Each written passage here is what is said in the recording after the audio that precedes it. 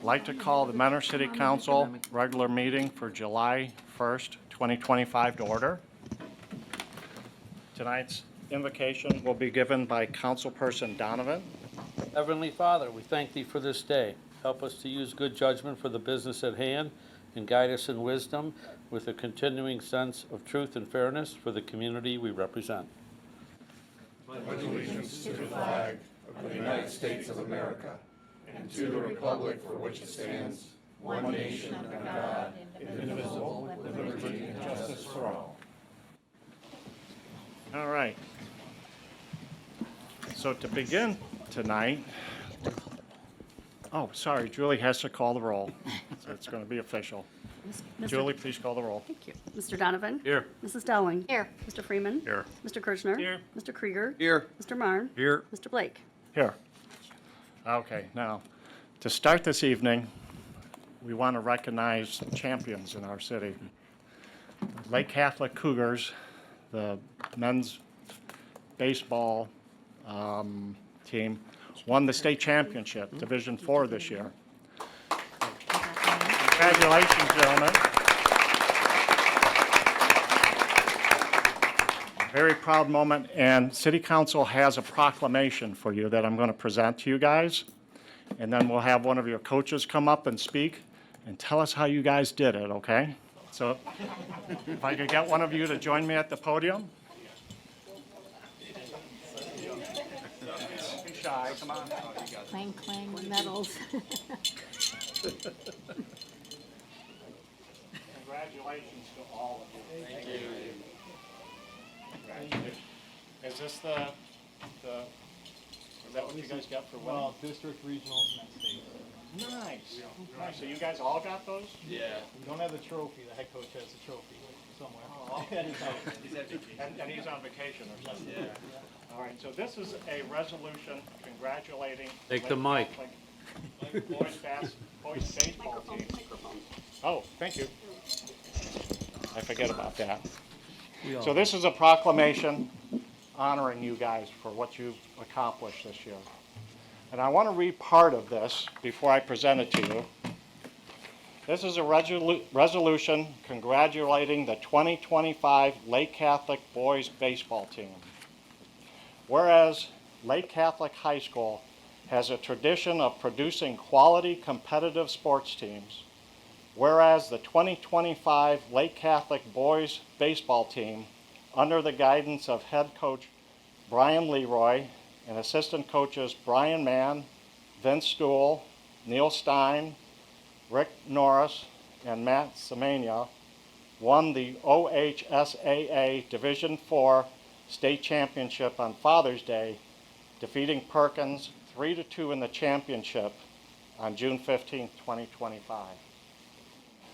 Whereas the Cougars compiled a record of 26-4 with a team of 8 seniors, and it was a Cougars' first Final Four appearance in school history. Whereas the team as a whole set their sights early on to win the state title. Whereas the state tournament was led by team captain and Division IV pitcher of the year, Patrick Radigan, and team captain and Division IV Player of the Year, A.J. Trobenter. And whereas these student athletes worked hard both preseason and during the season to prepare themselves to be in a position to make a run for the first state championship in school history, second in Lake County history, and the first state title in Lake County since 1974. You guys are phenomenal.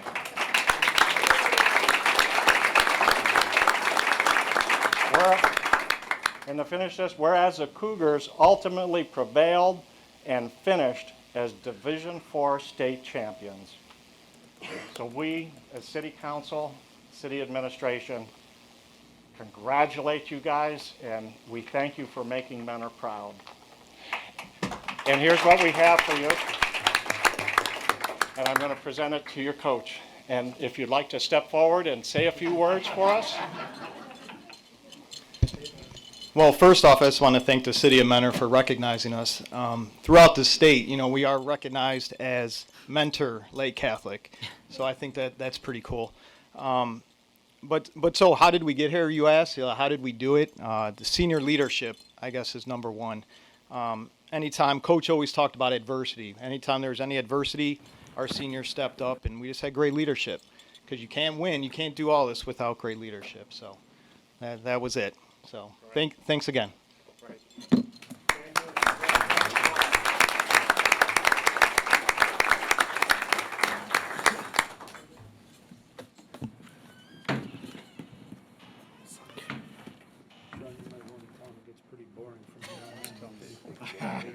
Mr. President? Join us for the rest of the meeting. Mr. President? It gets pretty boring. It's only 2 hours long. We won't be mad if you guys. Mr. President? Mr. President, right here? Yes. Oh. I want to add a couple of things, just which are noteworthy. Number one, those cool signs that you see entering the city, a placard will be installed on there recognizing your achievement as well, so we'll get those ordered up pretty soon. And also, I just want to acknowledge that two of the players on this team are the sons of two of our employees, Scott Nitre and, of course, Dan Radigan. So Oh, great. we'd like to congratulate them as well. Mr. President? Yes. One of your council members is a graduate of Lake Catholic, too. Go Cougars. Oh, Joe, I'm sorry. All right, moving right along. Next section is approval of minutes.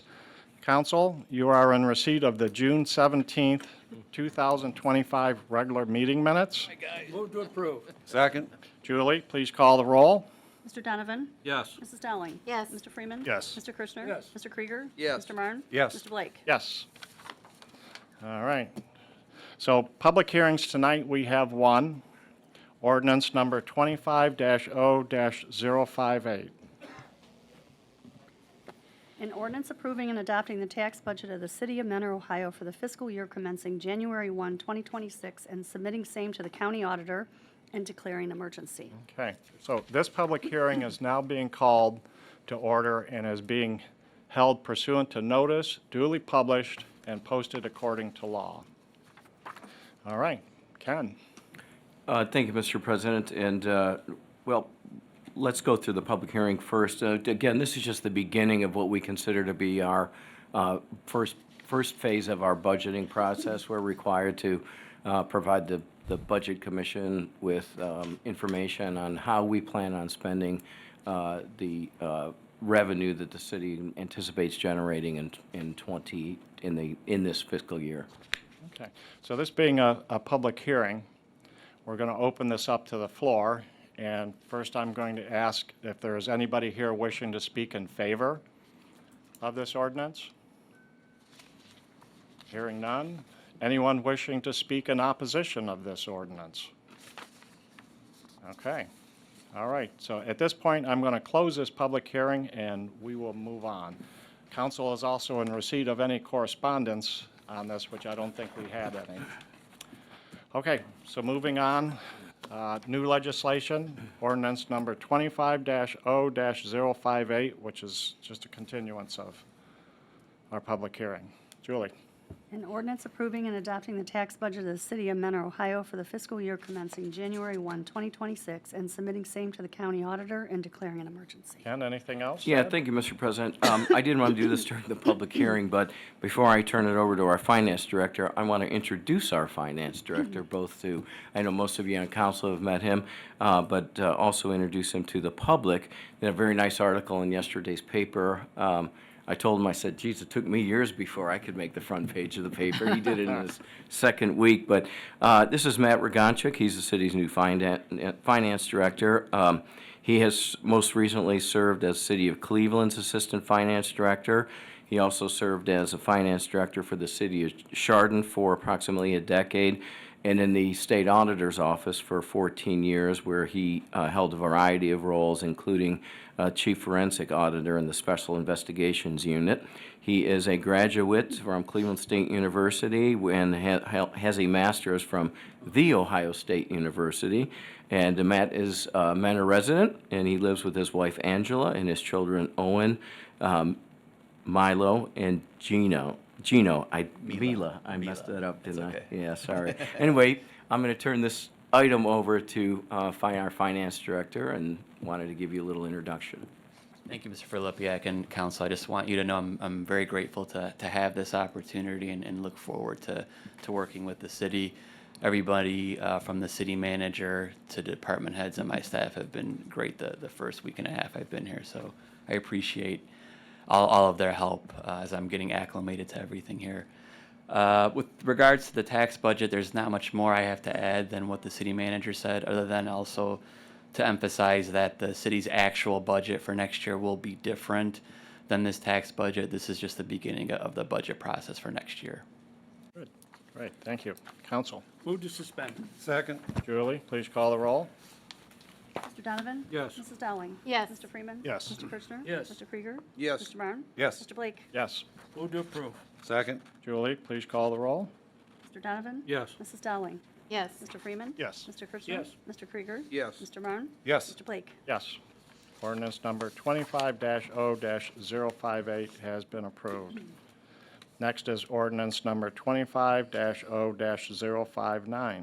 An ordinance to authorize advances of funds and revisions to appropriations and declaring an emergency. None. Thank you, Mr. President. Mr. Gonchek, please.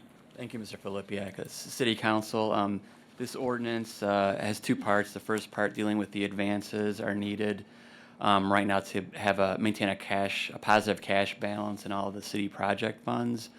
The majority of the advances are going to fund or advance funds for three resurfacing projects: Hoos Road, Cannon Ridge, and Mercantile Drive. Hoos and Cannon are on today's agenda for council to award the construction projects for those two. And the bids for Mercantile Drive are currently being reviewed by city engineering staff. The other part with these three road projects is about 40 to 45% of them will be funded with OPWC dollars. And the remainder, or the majority of what's left in the advances, are for three projects at the Recreation Center. One is the tennis court ceiling project. There's HVAC replacements, and a pending proposal for additional design services at the Recreation Center. That advance is also tied to the amended appropriation request. The majority of it's for the Recreation Center for those three projects. Two of them, the tennis ceiling and HVAC replacements, were originally budgeted in the general fund. We thought it'd be best to move them to the Recreation Center fund because that's where we're trying to capture all of the improvements to the Recreation Center. And then the last item of note, you'll see that in the local grant fund, number 899, there's an increase and decrease of the same amount, about $137,000. That's to reallocate funding to the Recreation Center to help cover the HVAC replacements. Okay, great. Council. Move to suspend. Second. Julie, please call the roll. Mr. Donovan? Yes. Mrs. Dowling? Yes. Mr. Freeman? Yes. Mr. Kirchner? Yes. Mr. Krieger? Yes. Mr. Marne? Yes. Mr. Blake? Yes. Move to approve. Second. Julie, please call the roll. Mr. Donovan? Yes. Mrs. Dowling? Yes. Mr. Freeman? Yes. Mr. Kirchner? Yes. Mr. Krieger? Yes. Mr. Marne? Yes. Mr. Blake? Yes. Ordinance number 25-0-059 has been approved. Next is ordinance number 25-0-060. An ordinance extending until December 31st, 2025, a temporary moratorium on the establishment of new and the expansion of existing vape stores and head shops in all zoning districts of the city and declaring an emergency. Joe, how about if I come to you? Yes, thank you, Mr. President, members of council. This continues a prohibition, moratorium, I should say, relative to these establishments in the city of Mentor. Previously, there were issues and concerns related to their products on offer, as well as, in some instances, whom they were being sold to. We do have some movement at the state level, finally. There are legislation pending to address some of these intoxicating hemp products. Certainly not all hemp products are intoxicating, but of concern has been the Delta-9 THC products, which as of now have not been subject to dispensary requirements. So right now what the state's looking at is potentially forcing those types of products into the licensed dispensaries and not allowing retail sale at other types of establishments. So we're monitoring that movement. Hopefully there'll be some action on it by the General Assembly this year. And so in the interim, while all that fleshes out, I do recommend the moratorium be extended. Thank you. Okay. Ken, do you have anything you'd like to add? No, no objections. We think it's a good idea. Okay, great. All right, Council. Move to suspend. Second? Julie, please call the roll. Mr. Donovan? Yes. Mrs. Dowling? Yes. Mr. Freeman? Yes. Mr. Kirchner? Yes. Mr. Krieger? Yes. Mr. Marne? Yes. Mr. Blake? Yes. Move to approve. Before I say second, thank you, Mr. Malachek, for coming up with this idea. Good idea on your end. Second? Julie, please call the roll. Mr. Donovan? Yes. Mrs. Dowling? Yes. Mr. Freeman? Yes. Mr. Kirchner? Yes. Mr. Krieger? Yes. Mr. Marne? Yes. Mr. Blake? Yes. Ordinance number 25-0-060 has been approved. Next is ordinance number 25-0-061. Excuse me. An ordinance consenting to and authorizing the city manager to enter into a project agreements with the Ohio Department of Transportation for the LAK SR 002 10.39 resurfacing project and declaring an emergency. Ken? Thank you, Mr. President. Mr. Swigger. Thank you, Mr. Filipiak. The Ohio Department of Transportation is planning to resurface the Lakeland Freeway, which is also known as State Route 2, from Munson Road in Mentor to State Route 44 in Paynesville Township as part of the Lake SR2 10.31 resurfacing, 10.39 resurfacing project. The state will assume and bear 100% of the cost of the improvement. The city of Mentor would be responsible to cover the cost of any features requested by the city that are deemed unnecessary for the project. ODOT is planning to file the plan package in December of this year, and the project is currently on schedule to sell in March of 2026. This legislation will allow the city manager, on behalf of the city of Mentor, to give consent to the Director of Transportation to complete the project as detailed in the agreement. It is recommended that the agreements be entered into with the Ohio Department of Transportation to proceed with the project. Thank you. Council? Move to suspend. Second? Julie, please call the roll. Mr. Donovan? Yes. Mrs. Dowling? Yes. Mr. Freeman? Yes. Mr. Kirchner? Yes. Mr. Krieger? Yes. Mr. Marne? Yes. Mr. Blake? Yes. Move to approve. Second? Julie, please call the roll. Mr. Donovan? Yes. Mrs. Dowling? Yes. Mr. Freeman? Yes. Mr. Kirchner? Yes. Mr. Krieger? Mr. Marne? Yes. Mr. Blake? Yes. Ordinance number 25-0-061 has been approved. Ordinance number 25-0-062. An ordinance authorizing the city manager to process a change order to the contract with TC Construction Company, Inc. for the 2025 concrete road repair program and declaring an emergency. Ken? Thank you, Mr. President. As council is aware, we always spend more than what we originally budget for our road program as we move forward into the warmer weather and really start to get a look at how the winter has treated us. I'll turn this over to Mr. Swigger. This is predominantly a single roadway that we've added to the program. Thank you, Mr. Filipiak. It's recommended that a change order to the 2025 concrete road repair program in the amount not to exceed $90,000 be authorized for concrete pavement and storm sewer catch basin repairs on Brandywine Drive. Repairs on Brandywine Drive would include approximately 815 square yards of concrete pavement removal and replacement, which is about 40 slabs of pavement, and the rehabilitation of 5 storm sewer catch basins. The current contract pricing will be applied to the work. The current contract with TC Construction is $950,350. The revised contract amount would be $1,040,350. It's recommended that a change order not to exceed $90,000 be executed with TC Construction. Thank you. Thank you. I'm really glad that we could add this year. This is Brandywine, which is in my ward. I don't know what winter did this year, but it beat the tar. Well, there's no tar. It beat the concrete out of that roadway. So I'm really happy that we could add this. The people who live there are very happy, and I've heard from all of them this spring, so that's great. Interesting aside to that, because I've been just recently reading articles about buckling on concrete streets because of the overwhelming heat across the country right now due to improperly installed joints. So you're seeing a lot of that across the country. I don't think that really has any impact here, but it's kind of interesting to note that both the cold and the heat sometimes affect these concrete streets. Well, thanks, Ken. That's more to keep us ward councilmen to up keep at you night. worried about. Worry about that. But I can assure you that our engineering department makes sure that ours are installed accordingly. Ah, perfect, right. Counsel? Move to suspend. Second? Julie, please call the roll. Mr. Donovan? Yes. Mrs. Dowling? Yes. Mr. Freeman? Yes. Mr. Kirschner? Yes. Mr. Krieger? Yes. Mr. Marne? Yes. Mr. Blake? Yes. Move to approve. Second? Julie, please call the roll. Mr. Donovan? Yes. Mrs. Dowling? Yes. Mr. Freeman? Yes. Mr. Kirschner? Yes. Mr. Krieger? Yes. Mr. Marne? Yes. Mr. Blake? Yes. Ordinance number 25-0-062 has been approved. Next is ordinance number 25-0-063. An ordinance approving a moratorium understanding with the Board of Education of the Mentor Exempted Village School District for a revised school resource officer program and declaring an emergency. Ken, this is something that I think all of us are really happy to see come forward. And I want to give accolades to you, to Joe, to our counterparts at the school. Tonight in the audience, we have Annie Payne and Maggie Cook from the school board. So I think everybody is ecstatic to see us pass this. And then I guess the school board will have this, 10 days from now? And then it'll be all done. Yes. So we're really pleased that this is Yeah. coming forward. So I'll let you go ahead. Yeah, no, well, thank you, Mr. President. We appreciate that.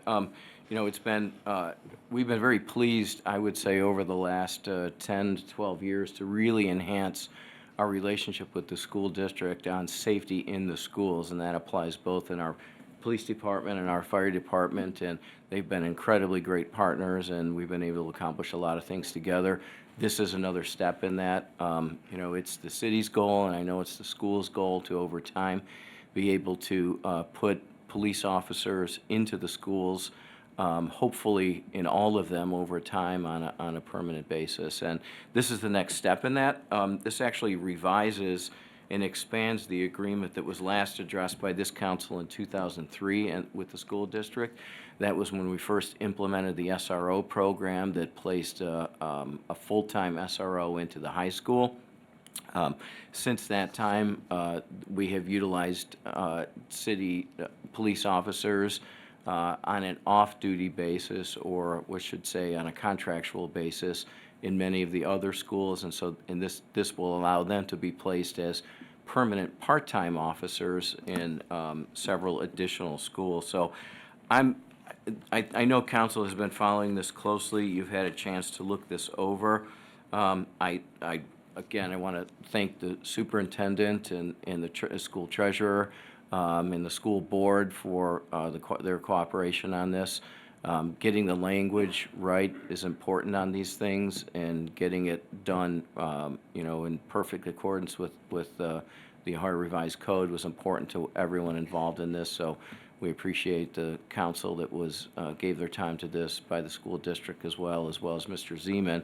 And I'll ask Chief Gunch to offer any comments he might have. Yeah, thank you, Mr. Filipiak. It was a little bit of time in the making, but the agreement really does a good job of establishing goals, duties, and responsibilities for both the city and the school district. It really establishes our commitment and their commitment to this program, and I think it's well worth it. Thank you, Chief. I forgot to recognize your participation in this, too. You're vital. Joe, do you have anything you'd like to add? No, sir. No? Okay. Council? Move to suspend. Second? Julie? Oh, right. Before we do that, we do have one person who wants to speak on this. I almost forgot. Maggie Cook, if you'd like to come up to the podium, give your name, address, and 4 minutes you got.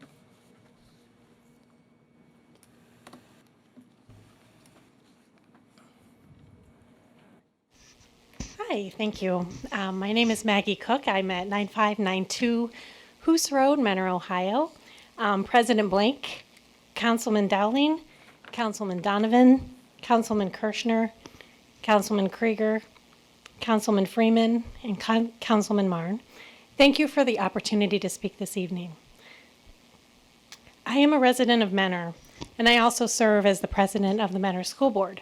And I'm here tonight to thank you for considering and hopefully approving this resolution or this ordinance, which is an ordinance that approves the memorandum of understanding with the Board of Education and the Mentor Exempted Village School Board for the revised resource officer program.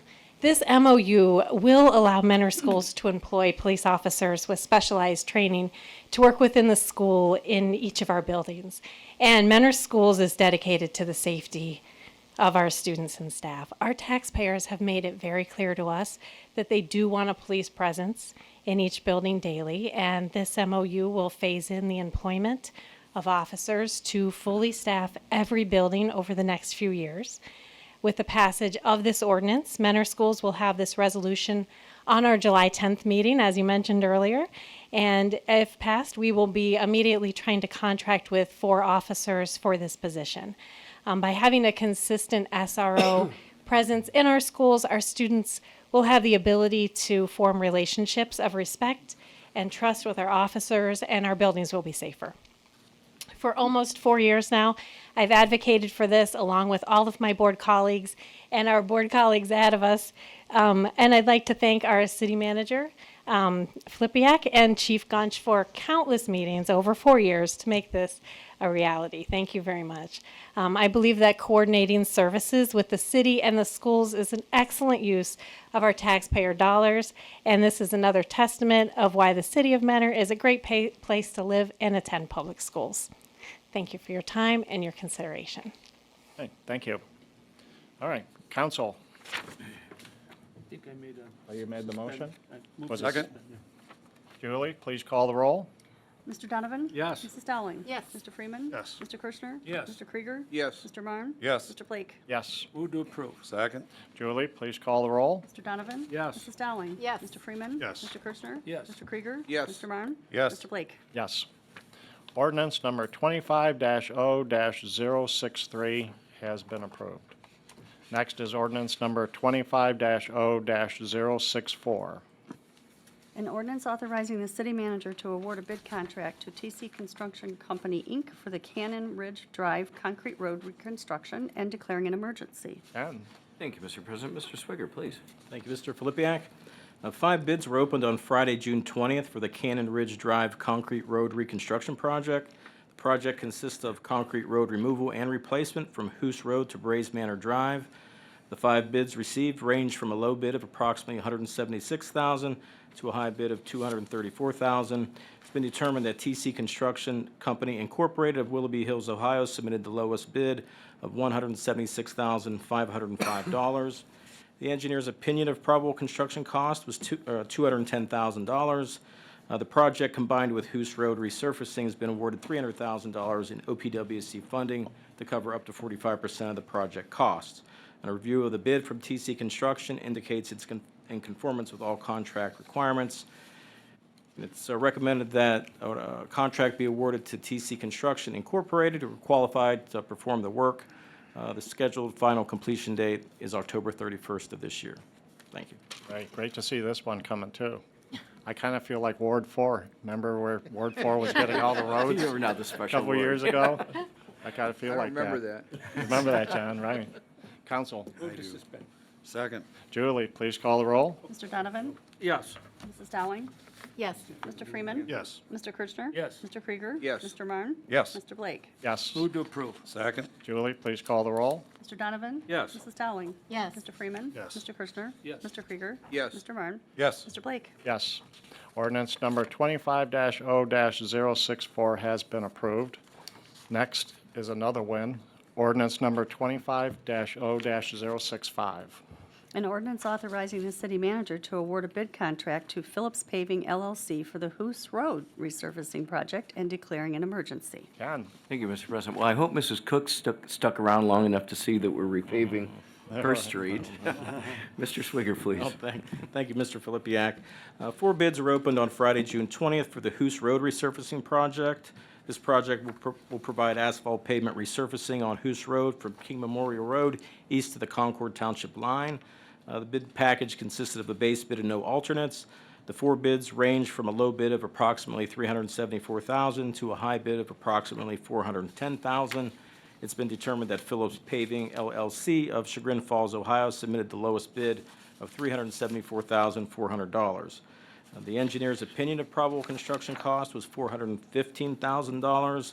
The project, combined with Cannon Ridge has been awarded $300,000 as well from the Ohio Public Works Commission for 45% of the project costs. Our review of the bid from Phillips Paving indicates it's in conformance with all contract requirements.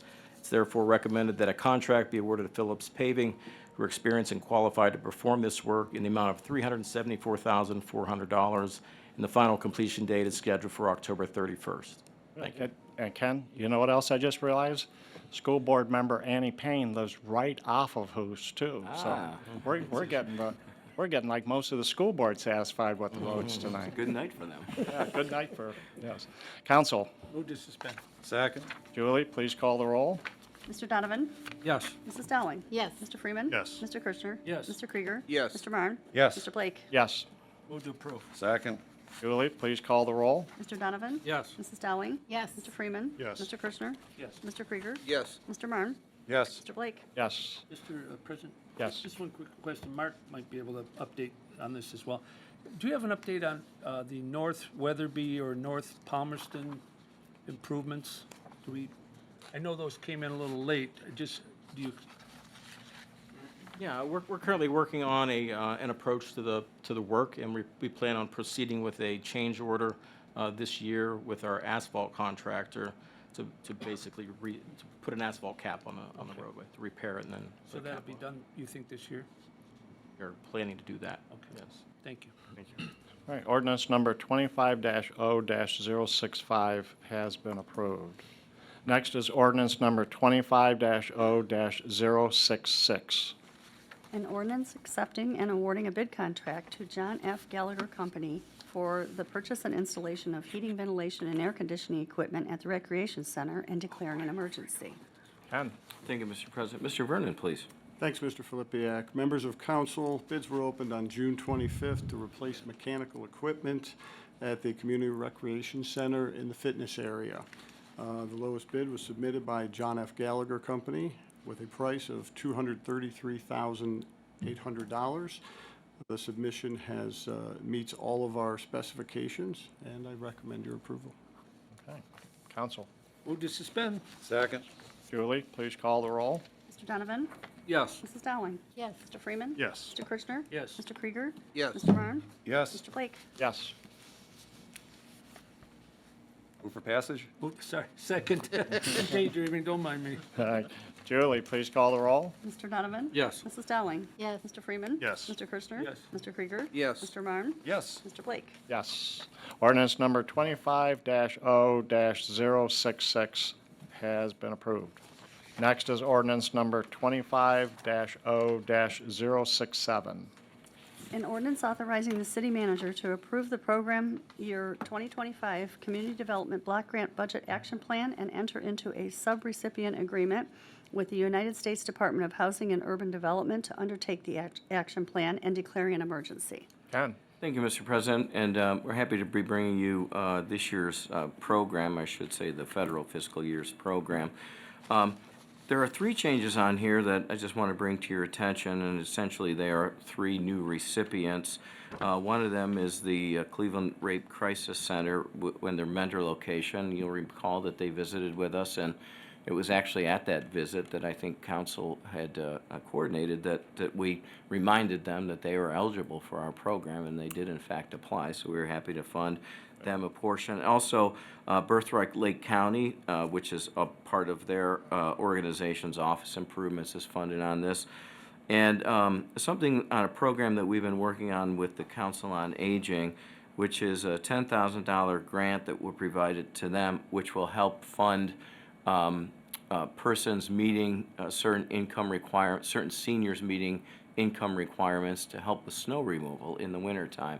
We've had a lot of requests over the years for that, and no real way to address that other than to direct them to private companies. But again, that doesn't obviously offset the cost. So Mentor seniors who are income eligible, and those eligibility requirements will be reviewed by the Council on Aging.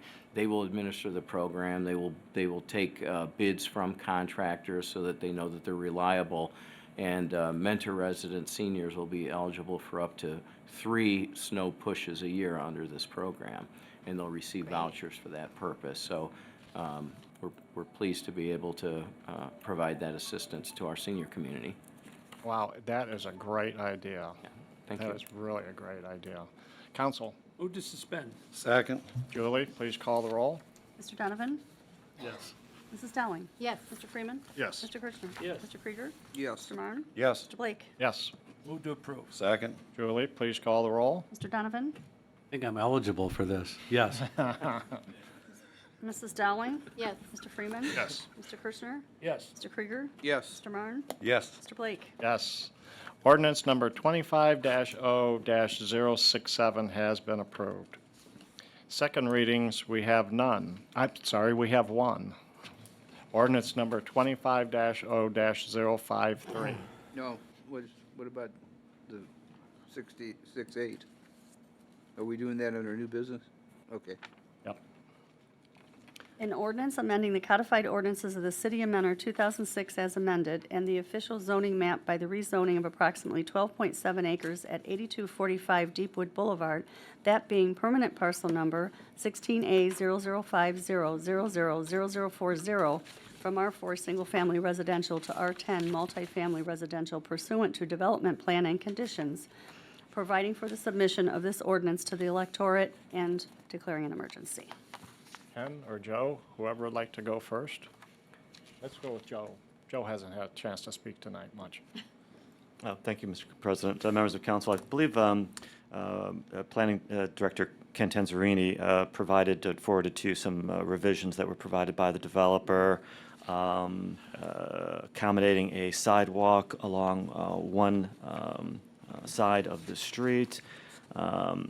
And I think there were some other submissions relative to architectural standards and some elevations. The final item, I think, if my recollection was correct in council's itemization of some of the items they wanted attention to, was the cross-access easement providing the emergency ingress and egress through the Deepwood condominiums. I'm not in receipt of that document yet. Their counsel did indicate that they were working on it, however. Ken? Yeah, and I really have very little to add to that. Mrs. Cantanzariti had a family emergency, so she couldn't be here tonight. But again, I think the new submissions are pretty responsive to the comments that council made at your last meeting. I would agree that we still need to take a look at the easement provided by Deepwood for emergency access. And we would probably recommend that the council's final action on this incorporate some of the design elements that were submitted visually as a part of the resubmission, which look quite attractive in our opinion. Okay. So is the suggestion then that we move this on for a third reading? You definitely need the easement language solidified, so I don't know that you're in a position to act I without don't know that. if we could approve this without that easement. Mr. President, question for the law director. When is the cutoff to put it on the ballot? 60 days before the general election pursuant to charter. So So you we would have be, We do have the date time. of You have time at, I wouldn't cut it too close, but I would think was August 16th, the next meeting after the recess. Yeah. If council tonight, you can't vote on it, obviously, but if there's any comment relative to what has been submitted, I think we can, if council determines to put this on the ballot for November, certainly we want to make sure that the language is very crystal clean so that members of the, persons voting on it will have a nice, clean document, layman's language, shall I say. And if there's any other items that between now and your next meeting require some attention in council's judgment, let us know, and we'll see if we can't put together some draft amendments prior to your meeting after the recess, and hopefully that addresses the issues that members of council have expressed at prior meetings. President? I'm sorry, go ahead. just to finish up, our next meeting, thank you, is August 19th. And I guess my point is a lot goes in to get to this point. And if I was a developer that purchased the land, took the time to come in front of administration, planning commission, to come in front of us, and it's just going to a vote of the people. I mean, the people aren't voting on a plan, they're voting on whether or not they want to change the zoning from R4 to R10. Just like we called up a permit for a car wash, it was just, and even though we had to send it back to the administration and send it back to planning commission, it's still down there, we had 14 days to do it. So that was just a permit for the car washes, whether or not we want to permit a car wash there. This is whether or not we want to send this to the vote of the people, and whether the vote of people want to see it go from R4 to R10, which we've been saying for years is desperately needed. So by doing that, it's cutting it awfully close. Mr. President. Mr. Zeman, what would be the issue if we put it on the ballot and we didn't have the easement in order? Who works on the easement? Who's working on it, the developer himself, or anything to do with us, or? Developer and the Deepwood condominiums are in discussions, correct? Okay, I was wondering if maybe we could get, I don't know, a comment from the developer. Where's that at this stage? How's that going? I don't know. That's not up to me. That's up to the president. Yep. Do we have somebody here representing, maybe could shed some light on it? Thank you. Gordon Burns, counsel to the developer and applicant. Thank you for your attention to this, and thank you for your concern about. I'm sorry, could you give us your address as well? Sorry, 3201 Enterprise Parkway, Cleveland. Thank you. I'm the attorney for the developer here. As your law director indicated, we have been working with the adjacent condominium association on an emergency access easement agreement. We are literally 5 words away in the document from being able to share it with your law director for his review. As I indicated to him last week, the easement agreement that we have been working on includes language expressly providing for an emergency access easement across the condominium property from the property that is proposed for redevelopment for the use of emergency vehicles. B, that the city of Mentor is expressly identified as a third-party beneficiary of that easement. In other words, the city of Mentor will have the right to enforce those access rights as if it were a party signing the agreement, even though it won't be. And number 3, that right of the city cannot be altered without the city's approval. So that if there were, in the unlikely event that there were some dispute between the property owner and the developer, the right to that emergency access could not be interfered with, could not be taken away unless the city agreed to it. Those portions of the easement agreement are already negotiated, are already agreed upon in principle. As I said, there's a few words that remain to be finalized, and with council's indulgence, what I would suggest, because time is critical here, that as a condition of the rezoning, an easement agreement in a form acceptable to the city's law director be provided and be recorded. I think that would address the concerns that you all appropriately have to make sure that emergency access is preserved through the adjacent condominium development. Mr. Burns, if I could ask a question, how long will it take you to finalize that easement agreement? I was hoping that while I was sitting here, I was going to get an email from the council, from the attorney for the condominium association, because we talked at about 5 minutes to 4. Okay. I didn't get that yet. I think really it will be a matter of days, not weeks. Okay. It may even be before the end of the day today. Okay. So my question is then for Joe, as Mr. Burns just indicated, can we put a condition on this where we receive this and it goes to the ballot with a vote tonight? Or is this something that we absolutely have to wait off on? It is condition number 4 in the ordinance as drafted. Additional, again, it is rezoning pursuant to development plan amongst other requirements. The R10 district regulations require that all setbacks be established pursuant to plan.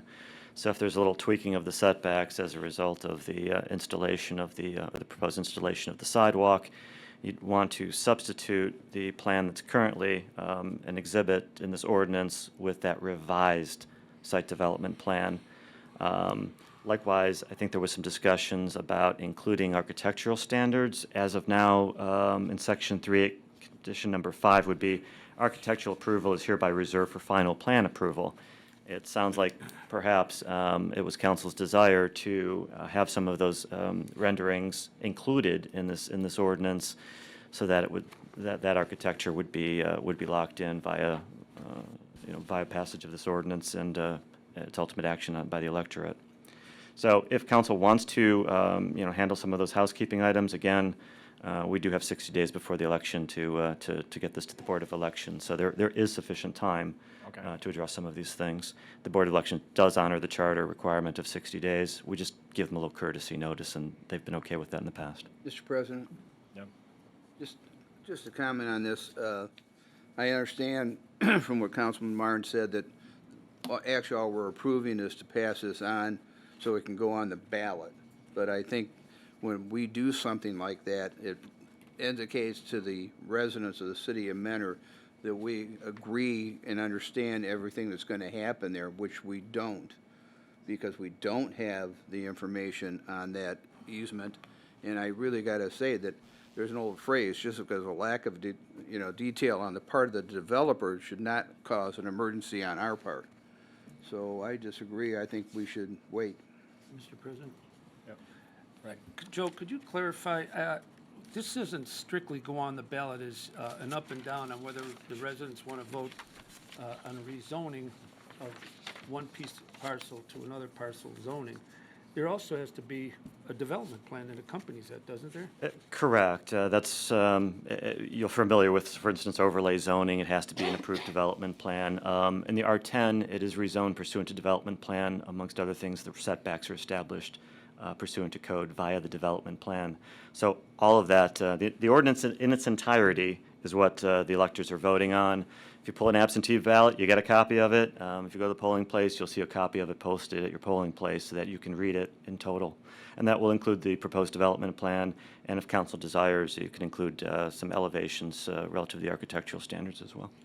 And lastly, I know we talked at the last meeting about the sidewalks. At that time, there were none included, and this time there was one included. And I know in speaking to Dave from Barrington, he mentioned they could do sidewalks on both sides. It would create, what it would create is you'd have about 2 feet left over on the driveway for a car on either, on the parking area, that they could still do that.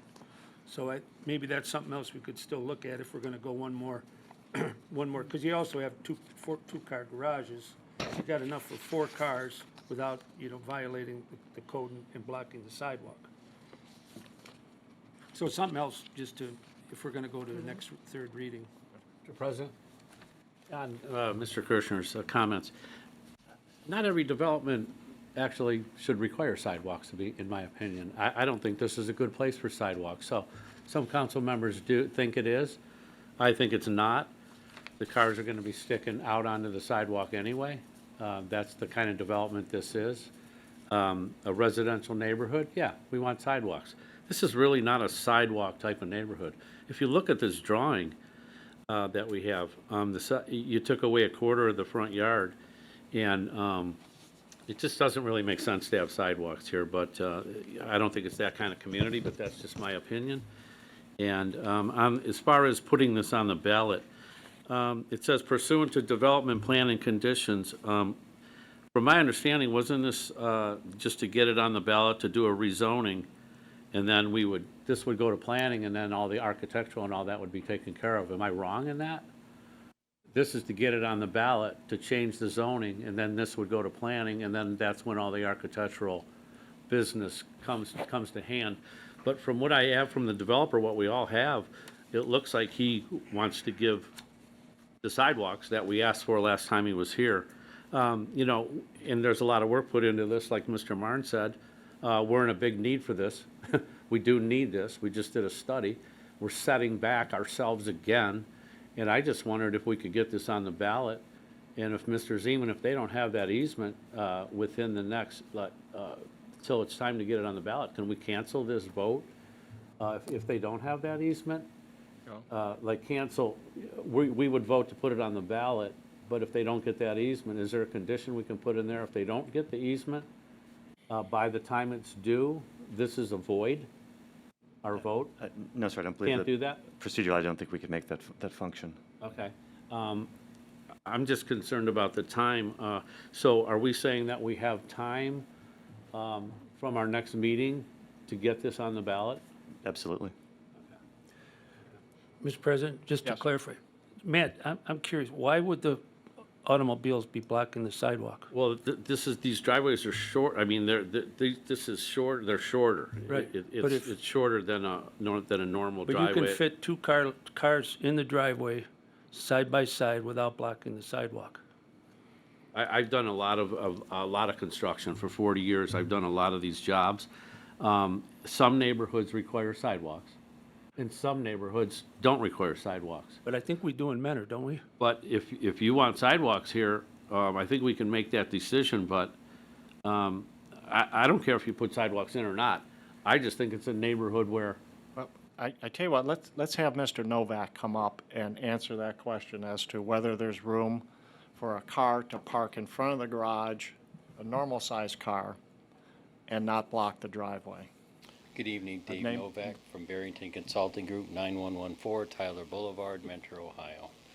As we discussed last time, from the front of the unit to the edge of our proposed pavement was 25 feet.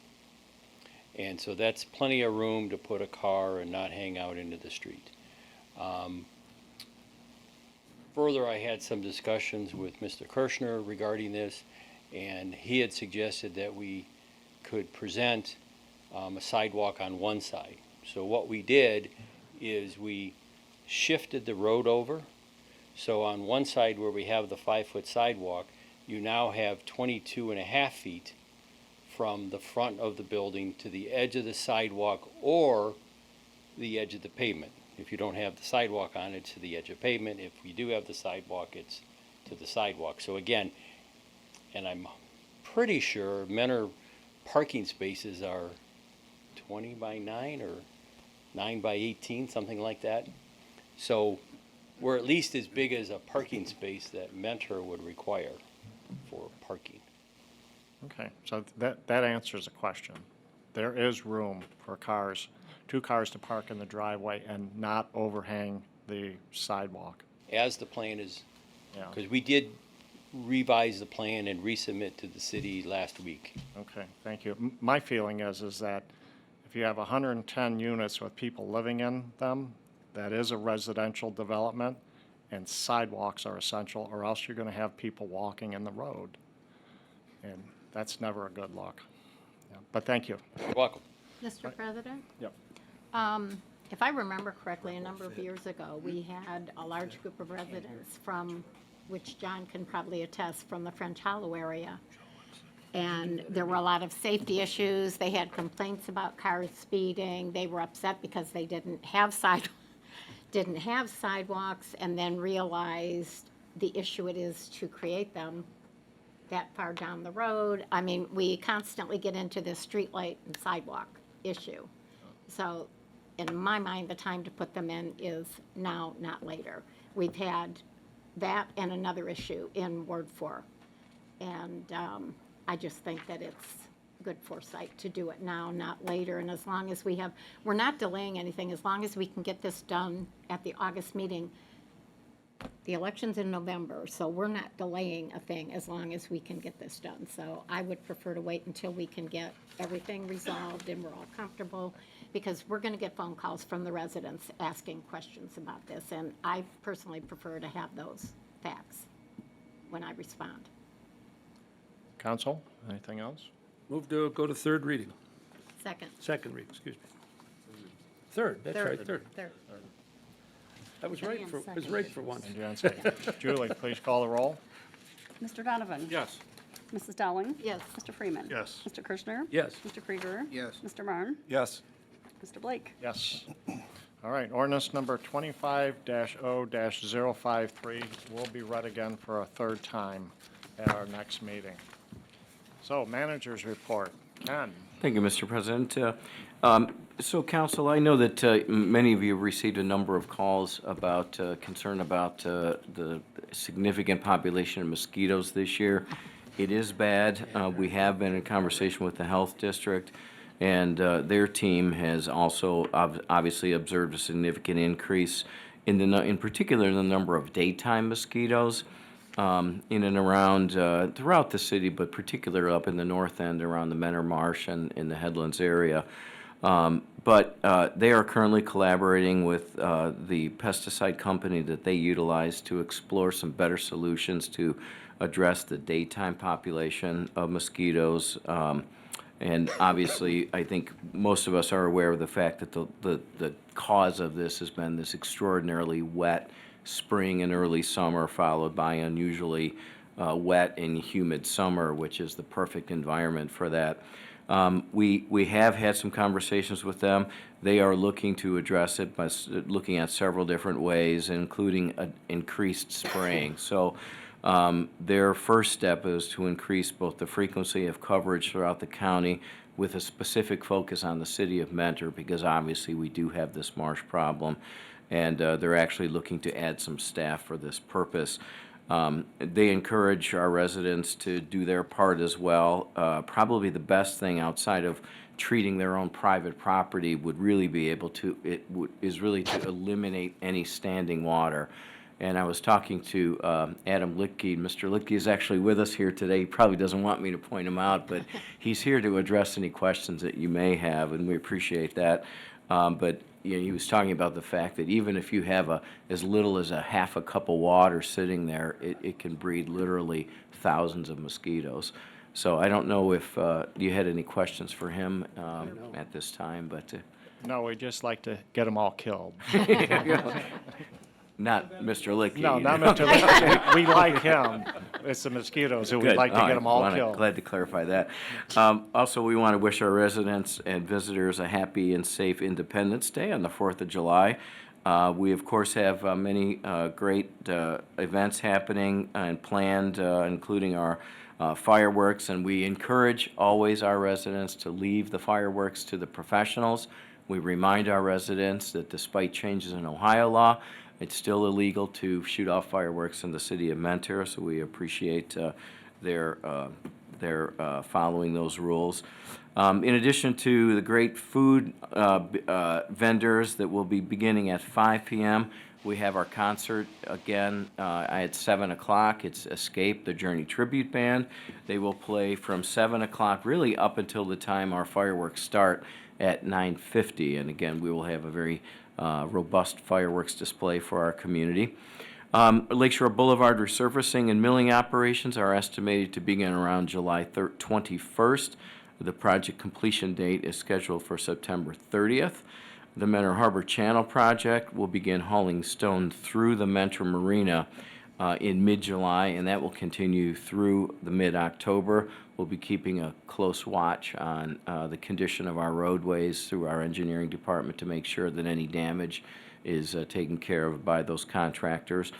And also related to the marina, I'm very happy to let you know that the new electric service that was installed by First Energy is now actually completed, and the power has been transferred over without any issues. The marina was without electricity for only about 45 minutes during that transition, and the existing telephone poles and wires will probably be removed later in the fall, just because that falls pretty low on their priority schedule, but they will be removed hopefully before the end of this calendar year. And then finally, Council, we want to acknowledge a couple of new businesses in the city. Professional Restoration Services, doing business as ServPro of Mentor at 6111 Heisley Road, and Tribeca Rooter, doing business as Roto-Rooter at 7840 Tyler Boulevard. So we thank them for their investment in the city and wish them great success. And Ken, I think we would be remiss if we didn't mention that this is the end of an era. That all of this here, our next meeting back, we will be on the second floor. Well, Do actually. you want to talk about that at all? or is that Yes, I just- can. I'm glad you brought that up. Well, so, council, you have appropriated funds to do some renovations in this council chamber. We're running into, I wouldn't say problems, just this process is taking a lot longer than we expect. So I do expect that you will return back to this chamber following your summer recess. It's looking close, more like construction. It would be scheduled near the Christmas holiday season. We were, I think, a little bit more optimistic than what we thought, but once we got into the scope of this project, it just, I wouldn't say it's become larger, it's just tricky. Yes, ultimately, we will transition to the second floor. We expect that this very dais that you're sitting behind will travel with you down to the second floor, and we expect absolutely no disruptions of any sort, either in your meeting schedule, that of the Planning Commission and BZA, and any broadcast that we're required to do by charter. So all of that will take place, it's just in a different room, and we, of course, will ask for your patience and that of the public as we move forward on that. But I think the final result is going to be satisfactory to the public once this chamber is done. It certainly is time. I mean, nothing screams 1995 like this wood here. And there's chairs out there. I mean, Actually, it was 2007. yeah, they've served the city well, but when we return to this chamber in December, this will be amazing looking, and I think we'll all be proud to be in here. So we hope so. Okay, great. Thank Well, you. Thanks, Ken. So moving on, clerk's correspondence. Nothing to report. Commission and committee reports, we have none as well. Old business, we still have the car wash there. Mr. So President, could I just ask a question under old business? I was really pleased to see about the snow plowing for the seniors. I think that's a wonderful progress. But I've received over the last few years some calls from seniors and asking questions about our waste disposal. And some of them are having difficulty with getting them down to the curb. Do we know, does Waste Management, is there any way that they could make an accommodation with Waste Management for assistance in that, or? So, if I recall, there is some level of accommodation that is possible. They do have some conditions on that because obviously it's very difficult for them to be able to manage that. One thing that I would mention is that all residents do have the option of going with the smaller containers for their waste removal. You might recall that when we rebid our last contract, entered into the last 5-year contract, which ultimately was extended with Waste Management, we required that option because, frankly, a lot of people prefer to have the larger receptacle for their recycling as opposed to the garbage. Right. So I would suggest that is probably maybe a first consideration to see if that would be a more, because that's definitely a more manageable sized cart. But we can look, we'll take another review, and I'll follow up with you on that. Okay. I do know at one point there was an accommodation in our contract. I don't know if that is very active, but we'll follow up on that. I just wondered because it would be difficult if they did have staff, if the driveway wasn't plowed or, trying to get it through the snow. So I know that there's, Sure, and keeping in other mind too that obstacles. usually there's just the one driver in each of those vehicles. Most of that is done mechanically with the lift arm and that. And so it would really, any type of service that would require them to go up to the house would be, probably cause some significant delays. But I don't know if we can still make that happen on a rare occasion.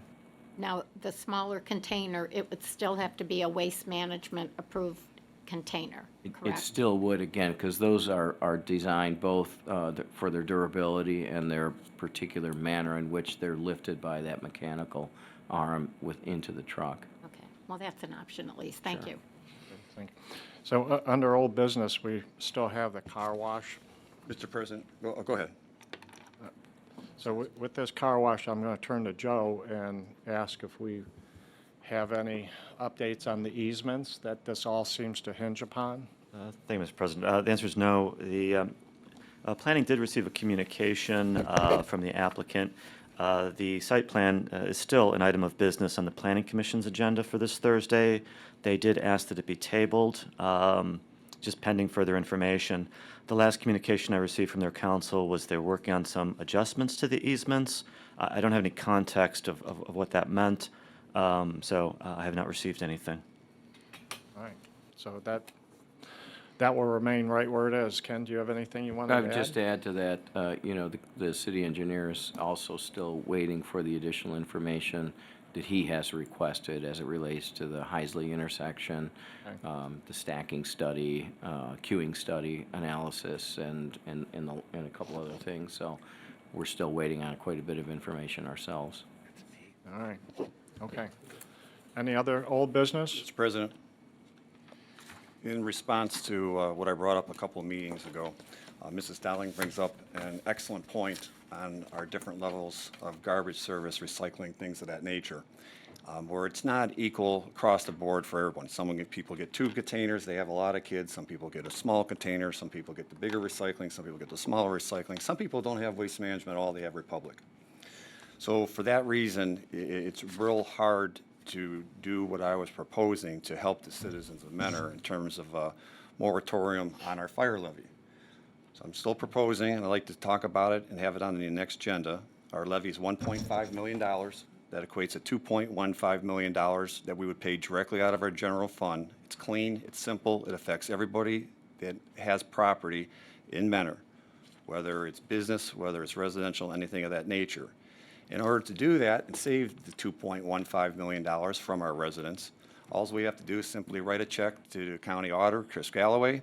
It's a signature by Mr. Flipiak, a signature by our new law director, Matt. It could be one of the first things you get to sign. And then we are 1-year moratorium, and it lasts for 1 year. After that, as we just did with ordinance, what was it, 5-9? I apologize. Ordinance, let's see here, the moratorium, 6-0. It's 1 year, so if we ever wanted to extend it, if we are still having enough money that we want to extend it, we could extend it. If not, it reverts back. Once again, reverts back with 2 signatures, one from Mr. Flipiak and one from Matt. So we'll be looking into that for the next meeting, so that way it affects everybody, because if you're a property owner, and it's on a pro rata basis, so it's equal percentage.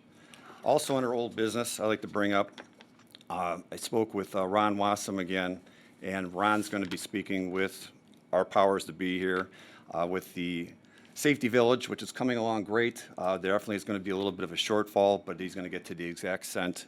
And you 3 of you guys have fun with it. And we'll have that on our next agenda too. But it's looking great. I hope everyone has a chance to stop by and see what it looks like now, and especially how great of a thing it is for the kids. Mr. President, excuse me. Don't know if this is old business or new business, but from time to time we get residents asking about golf carts. And I don't have a strong opinion either way at the moment, but can the administration speak to what municipalities in this area allow them? I think Fairport Harbor does. Is there any others that we're aware of? And around the lake. Okay.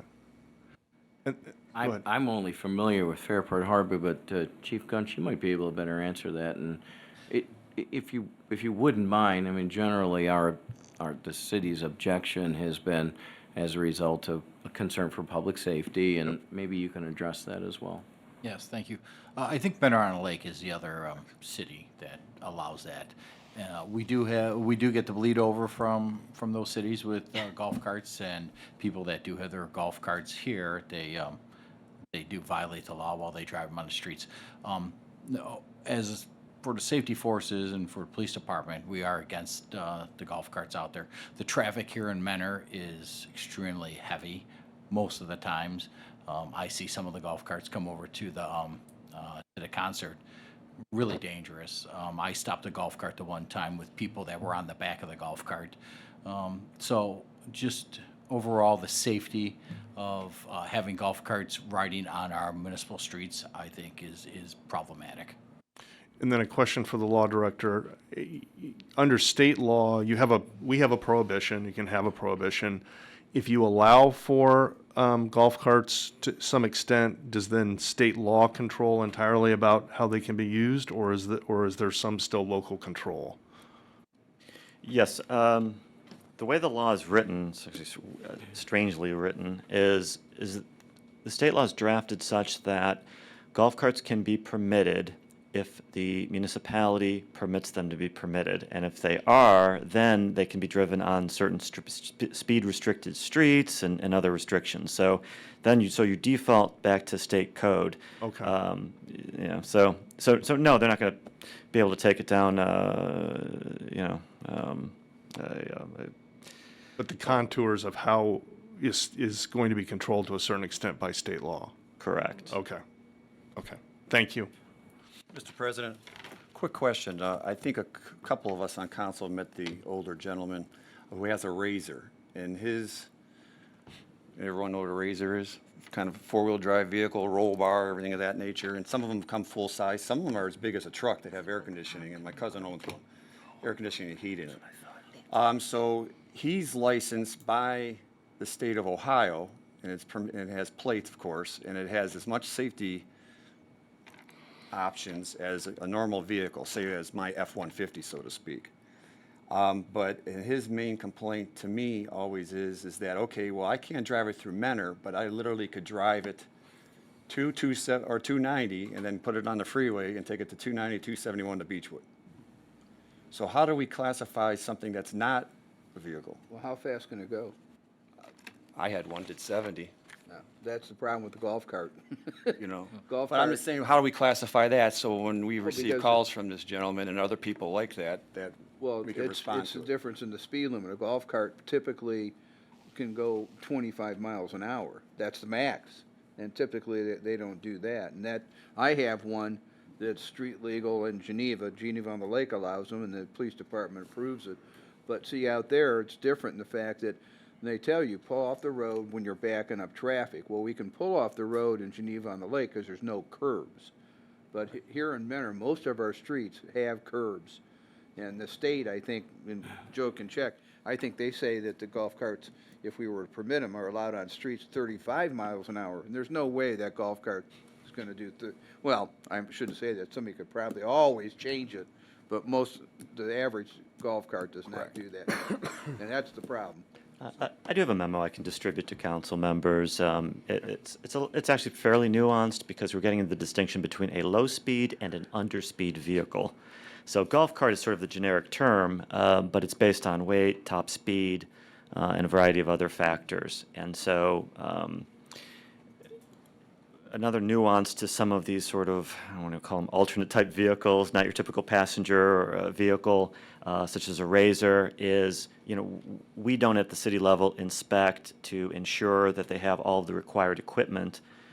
So even if relative to their weight and their top speed, they may, qualify as roadworthy, they still have to make sure that they have all the appropriate safety equipment and other things. We don't inspect for that. We don't approve that.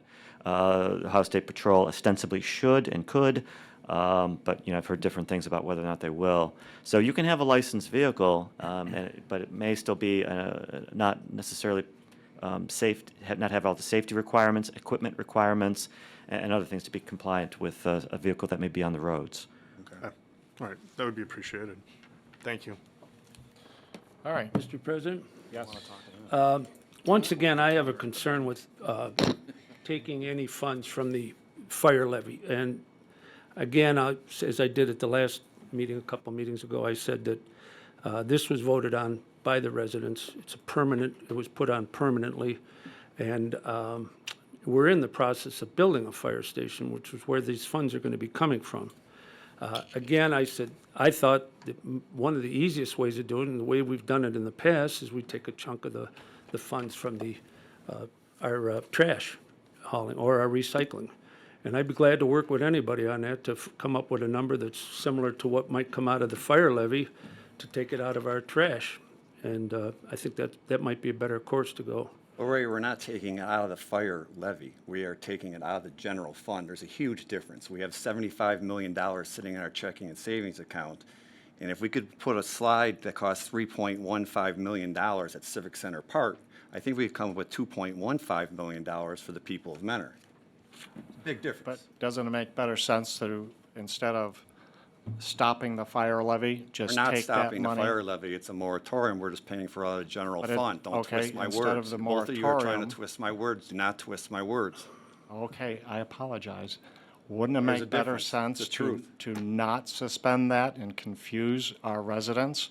You're not and just- confusing them. Just take that money that balances out to what you're suggesting and do what Ray suggests? No, because it won't work out right, because I just explained it. I thought of that first. Not everyone receives the same service. Some people have two containers. Some people have no containers. Some people, as in the condos, only go with Republic. It creates a heck of a lot more work instead of a simple check that's sent to the Chris Galloway at the county and 2 signatures by our city manager and our finance director. It's that plain and simple. I think it's I mean, kind of confusing, Scott. It's not when- confusing. They when- don't, when they we're won't trying even to know build the a fire difference station. because you're not going to let me finish. Because it's cut and dry. They're just not receiving it as part of their tax bill. If no one would read if no one reads the fine print, or if no one reads online that we're doing this, or no one watches meetings, they won't even understand the difference because no one looks at their tax bill based on the calls that we all receive. We're So trying we to- have $76 million in our checking and savings account. We're going to take, which equates to $2.15 million to help the people of Mentor because it helps everybody. Because everything project we do, if you don't ride on Hoos Road or live on Hoos Road, you don't receive the benefit from it. If you don't use the senior center, you don't receive the benefit from it. If you don't go to Mentor Rec Center, you don't receive the benefit from it. But if you live in Mentor and you pay on property taxes in Mentor, you receive the benefit from it. And it's fair, it's time to give back to the people. I personally would not want to touch the fire levy when We're we're not building touching a the fire fire station. levy. We are taking it out of the general fund. Mr. President, maybe Ken could offer up a comment on this as far as, I know, Well, again, I mean, it's completely council's authority to alter our tax policy in whatever way you see fit. We would have to evaluate both proposals in terms of what, we know what the fire levy produces. I can get some information back to council on what the distribution is, just to remind you of the distribution of what, when someone gets their waste bill. Of course, as you know, the city pays for all of all of the grass and yard waste component. We pick up half the cost of the garbage, and then the recycling cost is borne by the residents.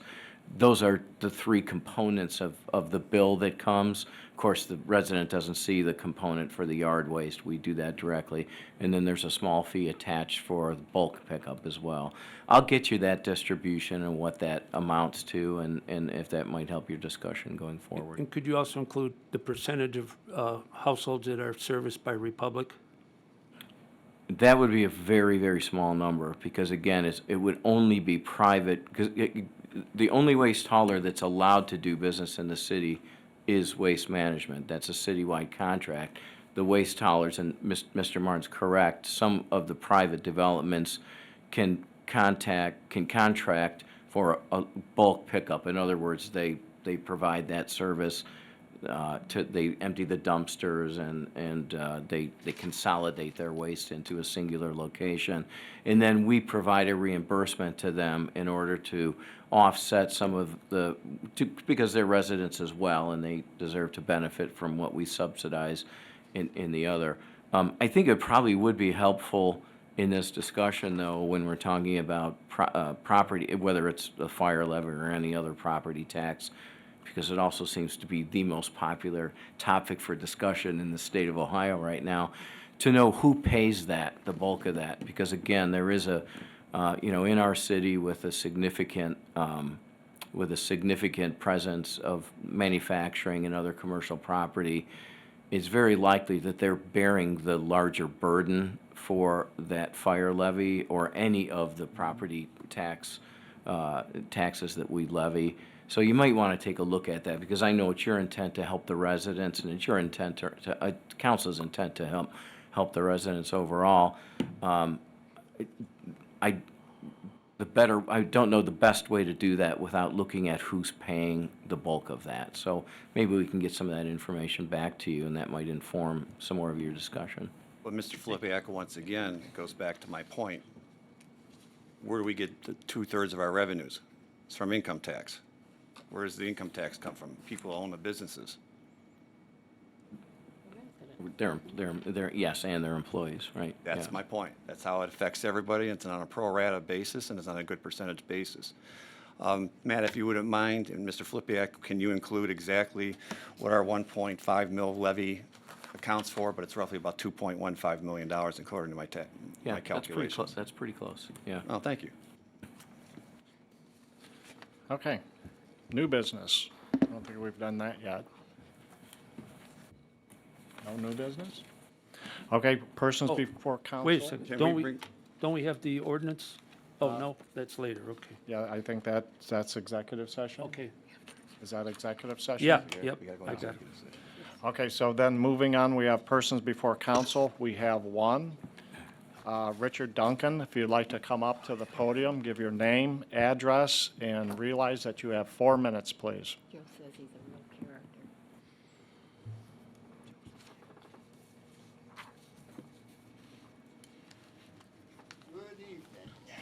Richard Duncan, 1101 East Boulevard, Aurora. And this is in regards to a letter I sent to council. I don't know if anyone's seen it, so I'm going to go over the main points. I own a 3-acre lake that I can't do anything with. And Mr.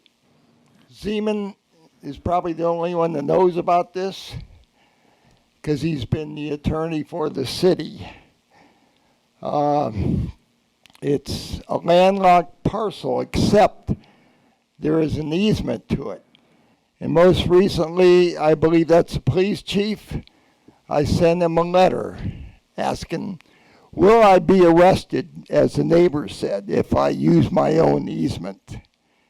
And he evasively didn't answer that, I believe, in my memory. How much time I got left? About 3.5 minutes. All right. So, Oh, really?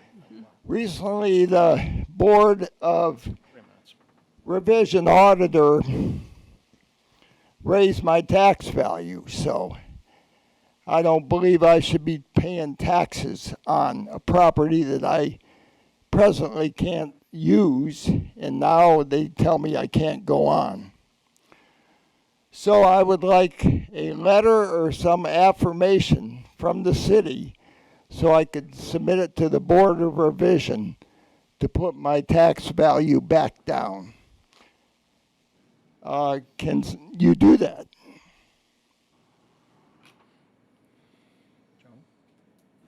Law Director? Do you want me to? Yes, Mr. President. Yes, Mr. Duncan. We really can't have any influence on the Board of Revision. As you know, it's a county issue. Nor do we value properties. Obviously, the county does that.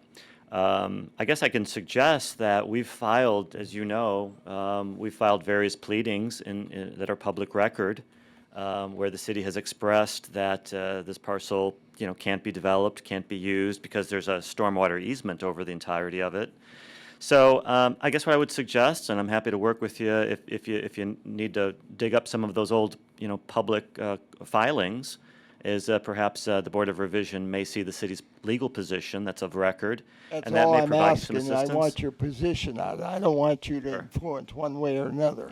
It's obviously we've briefed it quite extensively, as you know, over the years, and some of the litigation we've been involved with. So I don't know what specific pleading would be helpful, but I know all of those pleadings contain the city's position relative to whether it may be used for any for. All right, so should I deal with you on this then? I'd be happy to work with you again. I just, off the top of my head, I don't know what pleading you'd be looking for. Well, but you'd have a copy of anything that we filed. I've always mailed you everything, Yeah. as you know. And the last point, we had a court decision from the Ohio State Supreme Court said I didn't follow a procedure they wanted me to file. So I appealed to the U.S. Supreme Court, and they didn't take the case on because I guess they feel Trump's more important than this.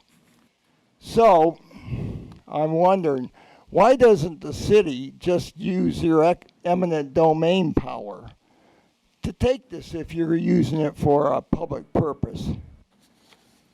Could you answer that? You want me to answer it? Mr. Duncan, the city's only identified purpose is something that we already have the right to do, which is the stormwater easement. So there'd be no need to exercise eminent domain. But I'm not saying you can't do your purpose, but you're telling me I can't do anything with it. You're probably familiar with the history. Originally, it was sort of the homeowners association owned it as sort of their recreation and open space. So the city only took a public easement for stormwater purposes. Obviously, as you know, it serves a pretty large area relative to stormwater management. So the only identified public purpose that the city would have for that property, it already has the legal right, which is that stormwater easement. So there's no public necessity to acquire fee simple interest, for example. Okay, well then, the reason I got it because the homeowners defaulted on their obligations. I don't know if the people know that out there, so I'll let you know. And the homeowners wanted to save paying the fees, so it went to a sheriff's sale, and I bought it there. So what can I do with it now? Why don't you just take it back? Pay me money and settle it. Well, we never owned it, Mr. Duncan. Yeah. As you know, you picked it up, as you correctly state, at a tax foreclosure, because the homeowners association, they either dissolved or they just, I don't know what happened to them, quite frankly. I know it's not an active association. So as you know, you picked it up at a tax foreclosure sale, a sheriff's auction, and I don't know, you paid $300 or something for it, as I recall. It was not a bad deal. Well, why don't you But I pay think me and it's- get me out of it then if you're gonna, you know how much you made with attorney fees on this case? Probably over 10,000. Are you just trying to take the Mr. taxpayers' Duncan, money? Your time's up. Your time's up, sir. Thank you. Thank you. Now I'm ready for you, Ray. Okay, council, I would move to adjourn an executive session pursuant to revised code section 121.22G2 to consider the purchase of property for public purposes and to consider the sale of property, both for the reason that any premature disclosure of information will give an unfair competitive or bargaining advantage to a person whose personal private interest is adverse to the general public interest, and also pursuant to revised code section 121.22G4 for the purpose of reviewing negotiations or bargaining sessions with public employees concerning their compensation or other terms and conditions of their employment. Second. All right. Julie, would you please call the roll? Mr. Donovan? Yes. Mrs. Dowling? Yes. Mr. Freeman? Yes. Mr. Yes. Kirchner? Yes. Mr. Krieger? Yes. Mr. Marne? Yes. Mr. Blake? Yes. All right. Council conference room, please.